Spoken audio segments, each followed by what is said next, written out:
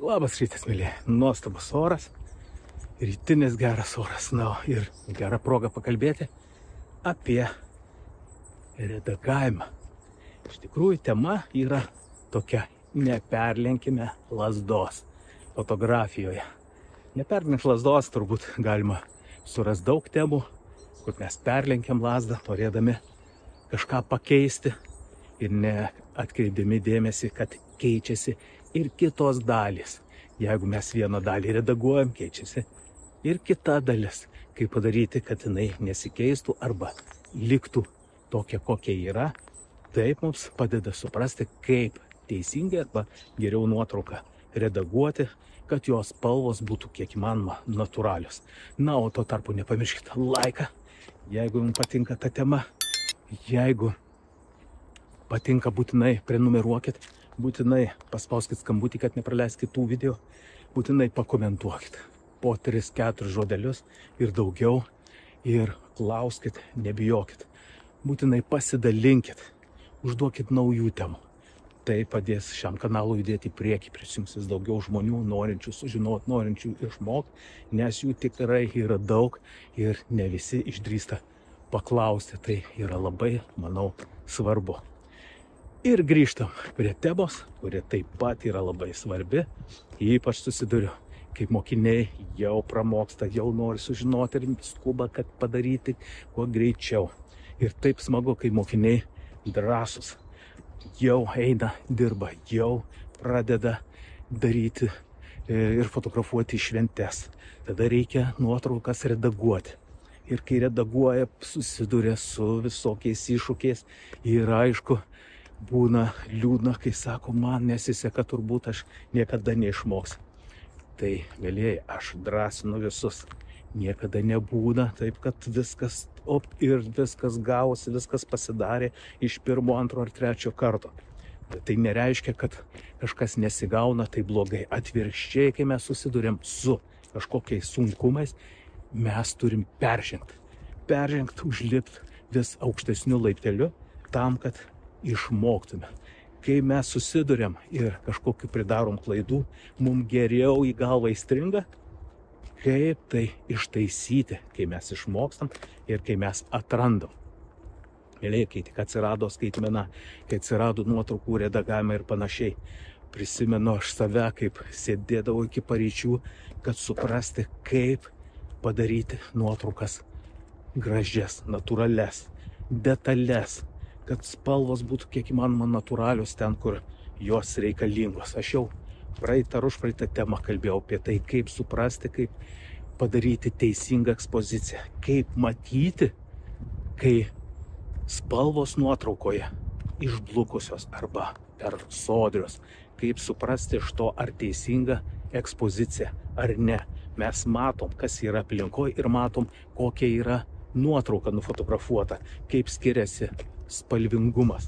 Vienos galbūt sodresnės spalvos, o natūraliai matym kur kas sodriau, o nuotraukoje atvirkščiai per šviesiai ir taip toliau. Todėl šitas dalykas yra labai svarbus tam, kad išmokt ir suprast apie tai, kaip nuotraukos redaguojamos, reikia šiek tiek žinių. Ir aš pabandysiu pasidalinti su jumis tam tikrais niuansais, kurie duos supratimą, kad neperlenkti lazdos. Viską, ką mes darom, norim greitai, todėl pradėdami redaguoti, mes iš karto šviesinam, tamsinam ir atsiminkit, kai mes šviesinam ir tamsinam arba dadedam kažkokiu tai spalvų sodrumo, dar kažko, jinai užsideda ant visos nuotraukos. Mano mokymuose yra tema nuotraukų redagavimo principas. Apie tai aš ten kalbu, kaip redaguojamos nuotraukos, kaip išnaudoti tam tikrus instrumentus. Todėl reikia atsiminti, kad nuotrauka neturi būti, tarkim, šviesinama ir kad jinai pasišviesintų visur. Kas atsitinka, kai mes tai padarom? O atsitinka tai, kad kai mes šviesinam tam tikrą dalį, šviesėja visa nuotrauka. Jeigu mes norim pašviesinti šiek tiek veidą, atsiminkit, kad šviesėja ir visai kitur. Pavyzdžiui, gali būti dangus. Jeigu natūraliai dangus tavo nuotraukui matėsi, Tai dabar po pašviesinimo jisai pasidarė baltas.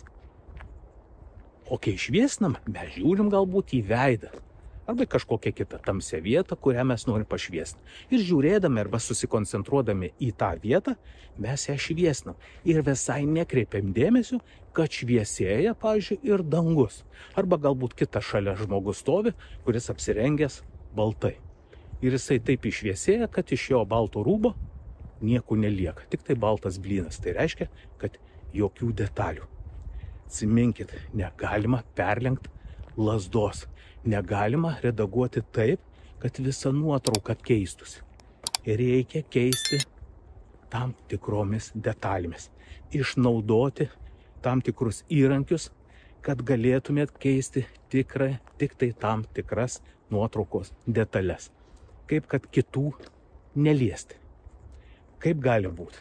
Yra tokių įrankių kaip, pavyzdžiui, teptukas, kurio pagalba mes galim pašviesinti tą vietą, kurią mes pažymėsim.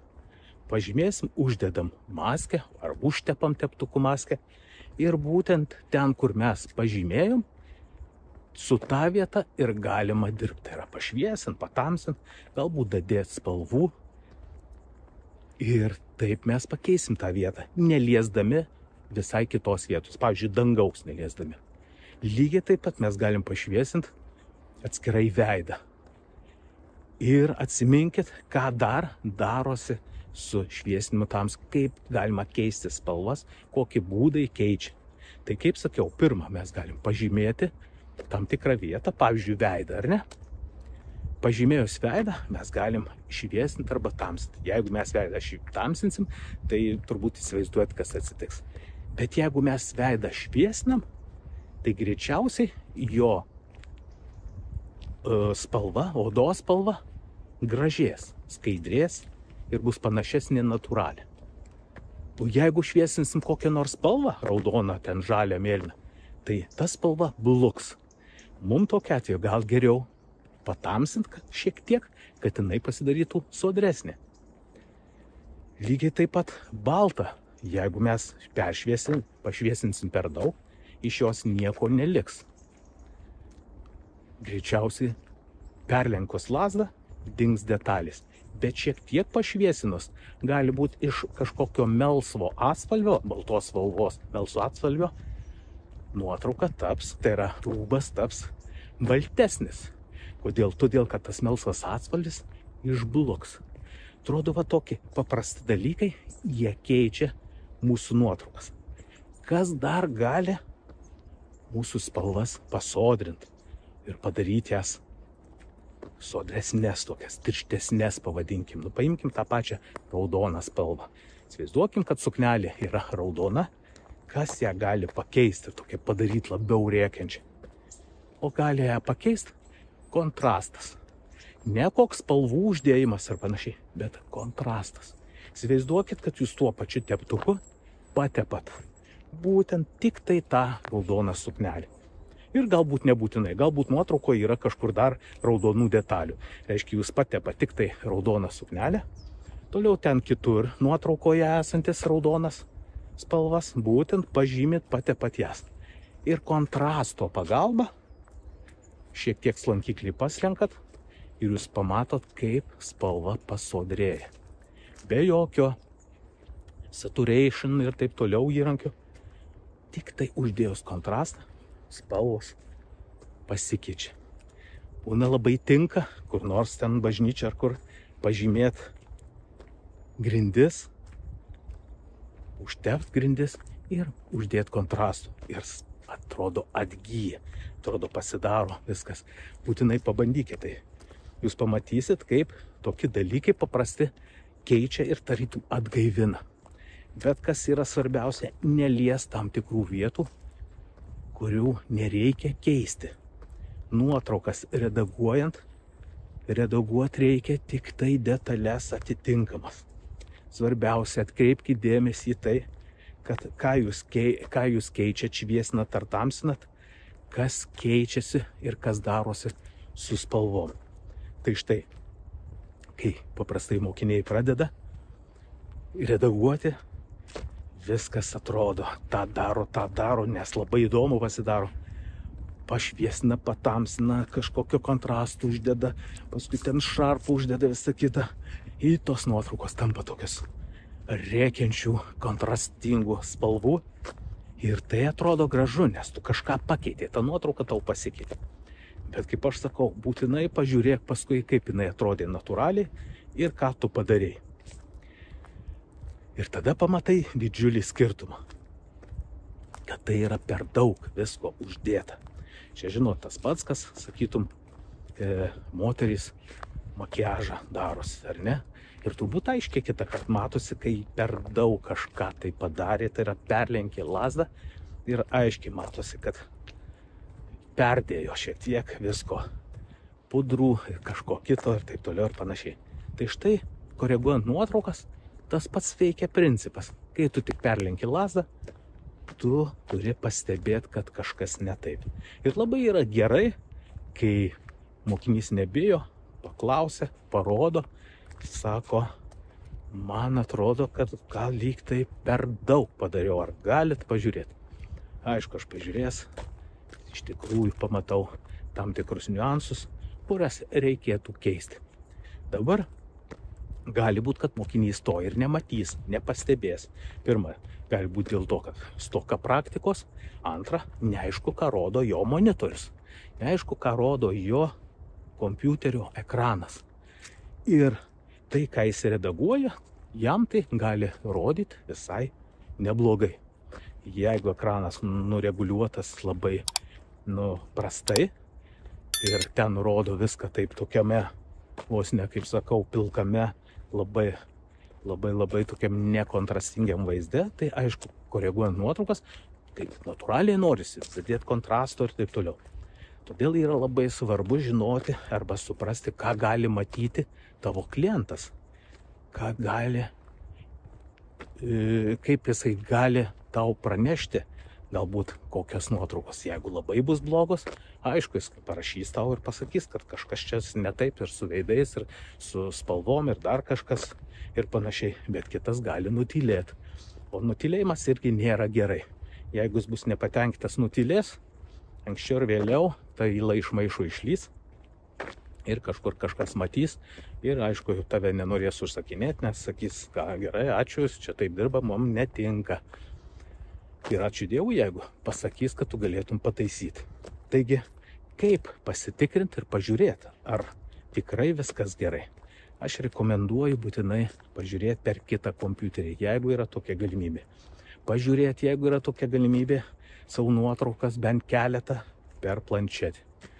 Netgi įsidėti į telefoną, per telefono ekranėlį. Nors jis ir mažas, bet vis tiek rodo visai kitaip. Ir tu gali tokiais būdais pamatyti, ką tu esi padaręs. Ką tau reikėtų keisti. Gal tau jas iš naujo reikia perredaguoti. Ir šito nereikia bijoti. Redagavimas tai yra tas mokslas arba tas sritis, prie kurios akys turi priprasti. Kaip aš sakau, ne tik, kad jos pripranta, bet jas būtina ir pailsint. Jeigu ilgai žiūri ekraną, mūsų smegenų baltos šviesos balansas irgi perpranta. Ir galima atkreipdėmėsi, kai mes pailsim, akis pailsinam ir pažiūrėję vėl ekraną, jau mes matom šiek tiek kitokiom spalvom savo nuotrauką. Todėl šitie niuansai yra labai svarbus. Mėlyje, aš galėčiau ir daugiau kalbėti apie nuotraukų redagavimą, bet nenoriu išsiplėsti, nes tai yra labai ilgai. Tokiu atveju yra pas mane mokymosi 2 būdai, kurie galima sužinoti daugiau apie fotografiją, apie fotografijos mokymusis. Šie būdai yra net 2, tai yra savarankiškai ir individualiai. Todėl šiais būdais mokytis galima išmokti žymiai daugiau. Svarbiausia išmokti teisingai gerai fotografuoti, tai ir redaguoti nebus ką arba minimaliai bus. Ir nuotraukos jūsų bus tikrai natūraliom, gražiom spalvom. Ir tai padės jums keliauti toliau fotografijos keliu. Taigi pirmas būdas savarankiškai, tai yra net 10 temų video formate, kurias įsigijęs gali mokytis pats savarankiškai, būdamas kelionė, būdamas bet kur, poilsiaudamas, žiūri video, turi šalia savęs fotoaparatą ir darai tas, kas yra sakoma. Toks būdas mokytis labai patogus, nes gali mokytis būdamas bet kur, bet kada ir kiek nori. Tai labai patogu. Ir antras būdas individualiai, kai mes mokomės tik tai tu ir aš. Tokiu atveju siekiamas visai kitas lygis. Visi profesionalūs patarimai yra kalba apie tau. Visi klausimai, atsakymai būtent tau vienam. Tokiu atveju mes mokomės kartu, niekas mums nemaišo.